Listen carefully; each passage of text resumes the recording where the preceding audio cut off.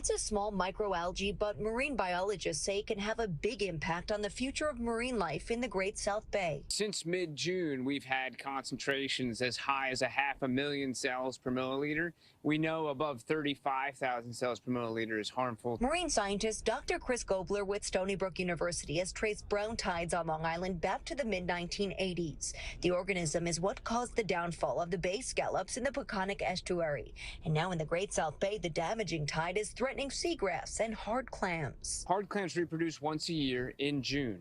And unfortunately, that's the only time. And if they reproduce into an ecosystem where there's brown tide, the survival of those young clams is very, very low. Dr. Gobler tells us the root cause is the overloading of nitrogen from septic tanks. 380,000 homes in Suffolk County need to be upgraded. When you have water that doesn't flow a lot like it does in Great South Bay, and you've got a lot of nitrogen coming in, that's what creates the problem. Steve Kuhn has been clamming on the Great South Bay for the past 50 years. That's just the sign of the times and the way things are. Kuhn says he hasn't seen murky brown water this bad in the past 4. It makes the clams go down in the bottom, and it makes them harder to catch. Experts believe after seasons like this one, it could take some time for clams to make a comeback. When you catch clams, there's nothing there behind it for the following year because the brown tide kills all the little clams. Both Nassau and Suffolk counties offer grants to help residents upgrade their cesspools. Jody Goldberg, Fox 5 News.